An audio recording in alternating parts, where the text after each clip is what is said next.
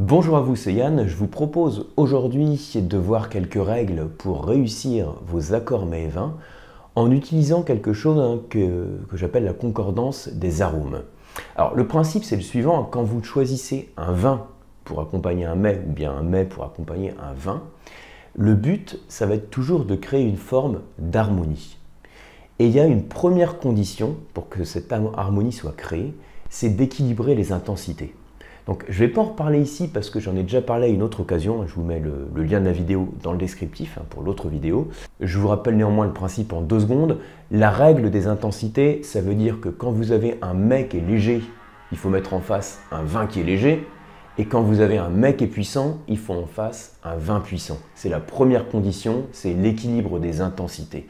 Si par exemple, j'ai des huîtres, donc dans les mets légers, il faut mieux partir sur un vin léger, un vin blanc sec, un effervescent sec. Et si par contre vous dégustez un plat de sanglier, pour passer un peu sur un autre extrême, donc là on va être dans les mets qui vont être plus puissants, il va falloir mettre en face un vin puissant, un vin rouge corsé, tannique par exemple, pour faire simple. Et ça veut dire simplement, pour bien comprendre la règle des intensités, si j'intervertis l'accord mets-vin, si je mets mon vin rouge tannique puissant en face des huîtres, ou mon vin blanc sec, léger, en face du sanglier, on va voir qu'il y a soit le mets, soit le vin qui va écraser l'autre. Donc on n'aura pas d'harmonie. Ça, c'est la règle des intensités. Maintenant, je pars du principe que vous avez accordé votre plat en fonction du vin, ou l'inverse, mais en tout cas que l'intensité est respectée. Une fois qu'on a fait ça, on peut aller plus loin en faisant en sorte de lier encore plus et de réussir encore mieux cet accord mets et vin en travaillant sur la concordance des arômes. Juste avant d'entrer dans le vif du sujet, je vous rappelle que vous avez accès au kit du dégustateur. En fait, ce sont 6 ressources que je vous propose pour vous aider à mieux déguster, mieux décrypter le vin et mieux mémoriser les vins que vous dégustez. Voilà, donc c'est le premier lien en descriptif et je vous retrouve à l'intérieur. A tout de suite. Alors pour vous représenter ce que c'est, la concordance des arômes, il faut s'imaginer que quand vous dégustez un plat, il y a toujours, il y a une certaine complexité, il n'y a pas qu'un arôme, mais il y a plusieurs arômes qui sont apportés par les ingrédients et par le mets principal. Et dans le vin, c'est pareil. Il y a certains arômes auxquels vous êtes plus sensibles, qui sont beaucoup plus marqués, d'autres plus discrets, mais il y a toujours beaucoup d'arômes. Donc je le représente de la manière suivante. Alors je le fais de manière imagée pour que ce soit clair. En fait ici j'écris arôme mets. Et les petits trucs que j'ai représentés ici, les petites bulles, on va dire, c'est un truc imagé, c'est pour représenter les arômes. Et en gros, plus ils sont gros, plus c'est l'arôme dominant du mets. Et je peux faire exactement le même jeu avec le vin. Donc pour le vin, de la même manière, vous voyez, je mets arôme du vin et j'ai des petits cercles qui représentent les différents arômes. Alors il peut y en avoir une dizaine, une trentaine, il peut y en avoir 3-4 en fonction de la complexité du vin. Et qui sont de tailles différentes en fonction de leur dominance, on va dire, dans les arômes que vous percevez. Et le fait de créer une concordance entre les arômes, c'est d'avoir un arôme du mets et un accord du vin qui vont se lier, qui vont se marier, qui vont s'accorder. On crée ce genre de représentation. Le mets et le vin ont 2 arômes qui vont pouvoir se marier. Et ce que je voudrais vous montrer ici, c'est de quelle manière on peut avoir ces 2 arômes qui vont se marier. Et en fait, il y a 2 grandes approches, 2 grands principes pour permettre la concordance des arômes entre le mets et le vin. Le premier principe, je vous l'ai mis ici, alors avant de vous dire ça, d'abord peut-être je vais juste revenir un peu sur cette petite représentation-là, les 2 mets. Parfois, les arômes du mets et les arômes du vin se marient franchement bien. Et parfois, ils se marient assez bien et parfois ils se marient pas du tout. On pourrait s'amuser à faire une échelle de la concordance des arômes pour définir l'accord mets et vin. Donc je vous le représente comme ça. Ici, alors c'est tout simple. Ici en fait on voit un axe, j'écris accord. Bon, j'écris pas bien mais c'est écrit accord. Ici l'accord il est pas simple, c'est compliqué. Là l'accord il est envisageable, c'est jouable, ça se marie, ça va. Et là l'accord est top, c'est un accord évident. Et là, ici, il est compliqué parce que les 2 arômes sont complètement opposés. En tout cas, on n'arrive pas à les lier entre eux. Ici, effectivement, on a 2 arômes, pardon. Ici, on a un arôme du mets et un arôme du vin qui peuvent se marier et là, qui s'accordent franchement.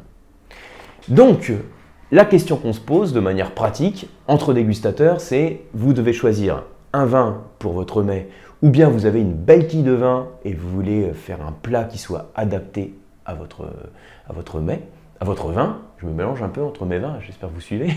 Donc dans tous les cas, on veut réussir l'accord mets-vin. Comment on procède? Retenez qu'il y a deux facteurs. Vous avez soit, on va prendre des arômes qui sont identiques entre le vin et le mets. Donc c'est la première approche, les arômes identiques, ce qui rend en fait la concordance évidente. Soit les arômes sont identiques, soit on va avoir des arômes complémentaires. Alors, dans le cas des arômes identiques, je vous mets en fond d'écran un petit exemple comme ça, une petite liste d'arômes types. Ce sont un peu des types d'arômes que l'on peut avoir dans le vin. Donc, je vous l'ai dit, les fruits rouges à fruits noirs qu'on peut avoir dans certains vins rouges en l'occurrence, ces fruits peuvent être plutôt frais ou bien ils peuvent être plutôt mûrs, confits, voire cuits. Dans des vins blancs, on peut retrouver des arômes de fruits blancs mais très frais de type agrumes ou plutôt des arômes de fruits tropicaux. On peut aussi avoir des fruits secs, on peut avoir des notes d'épices, de cacao, de champignons, de truffes. Et à chaque fois, en fait, dans ces arômes que je vous cite, dans ces types d'arômes que je vous cite dans des vins, on peut avoir franchement le même arôme dans le mets. On prend un exemple. Sur les fruits rouges à noir, frais à cuit, je vous sers un vin rouge avec un caractère un peu de groseille, de groseille, un pinot noir plein de fraîcheur septentrionale ou un gamay par exemple. On pourrait partir sur un mets dans lequel on a ce type d'arôme. Par exemple, un rôti de porc aux groseilles. Ou bien si je pars sur un vin du Bordelais, un Cabernet Sauvignon du Bordelais avec des notes de cassis assez marquées. Dans ce cas-là, on peut rechercher aussi un mets dans lequel on a une sauce cassis. Par exemple, un magret de canard à la sauce cassis pour retrouver cette identité des arômes.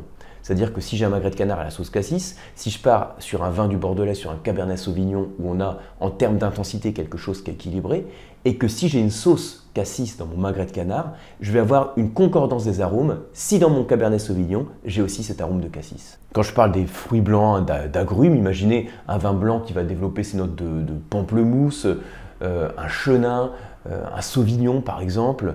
Je vais partir, je sais pas, avec un filet de sole au pamplemousse, ou bien un autre filet de poisson avec une sauce citron au four par exemple, et vous allez avoir cette concordance parce qu'on a des arômes identiques.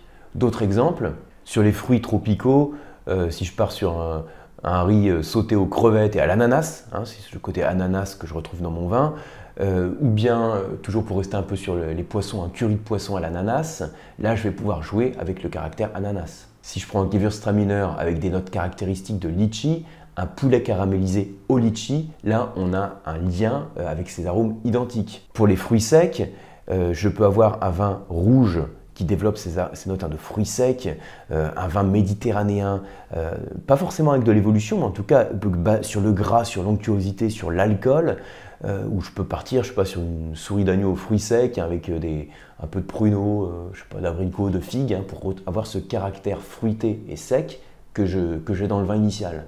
Puis après, on peut jouer aussi sur les épices, le poivre par exemple. Si j'ai un vin avec des notes poivrées, je déguste un vin du sud-ouest ou un vin de la vallée du Rhône à base de cinsault, grenache, mourvèdre avec un caractère poivré, je peux partir sur un filet de bœuf sauce au poivre parce que je retrouve cette harmonie au niveau des arômes. Un vin qui révèle des notes de cacao, je pense par exemple,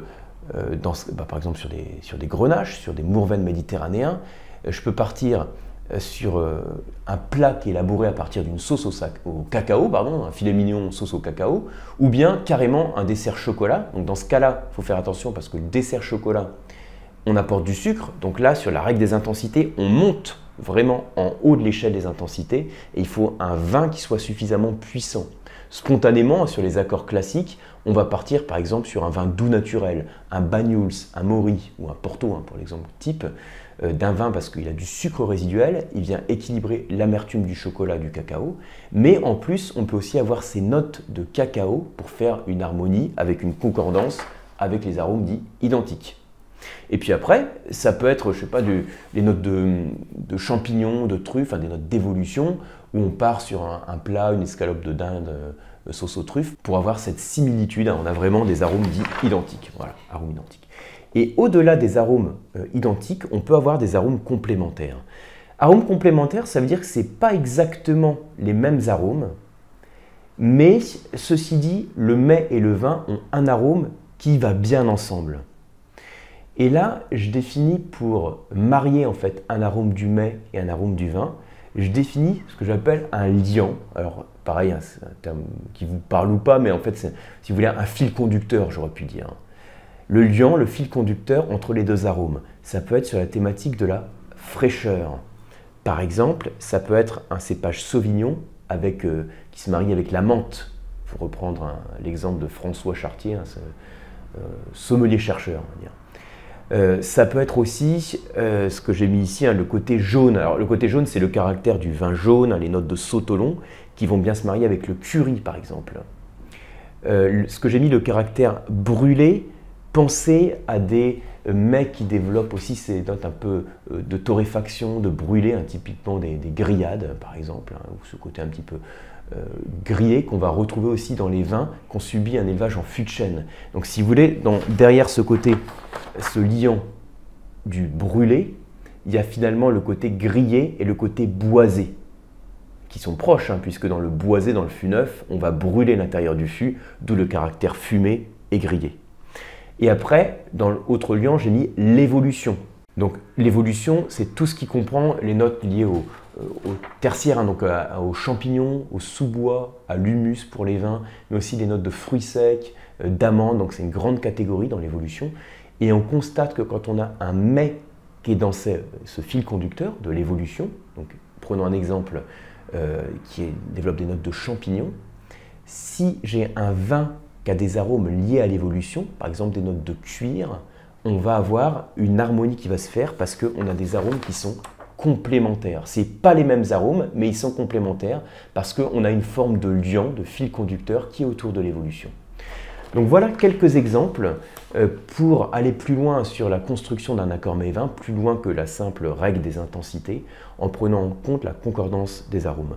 Donc ce qu'il faut que vous reteniez, c'est qu'à chaque fois que vous construisez un accord mets-vin, une fois que vous avez pris en compte l'intensité des mets et des vins, la règle des intensités, pensez en termes d'arômes. Quels sont les arômes qui existent dans mon mets, les arômes qui existent dans le vin, et de quelle manière je peux faire en sorte de les lier entre eux. Ils peuvent se lier logiquement et facilement, simplement quand ils sont identiques, mais aussi quand on a une complémentarité qui est faite par un liant. Et j'ai cité quelques exemples de liants de fil conducteur comme la fraîcheur, comme l'évolution, comme le caractère jaune, le brûlé par exemple, on pourrait en trouver d'autres. Voilà, en tout cas j'espère que ces quelques repères vous parlent et vont vous aider à faire vos accords mets-vins. Si c'est le cas, merci de liker la vidéo, de la partager et de vous abonner à la chaîne. Et pour ma part, je vous retrouve sur les cours d'onologie et les certifications sur le site lecoam.eu et sur la box pour se former au vin qui est les masterclass de dégustation. Merci et à bientôt.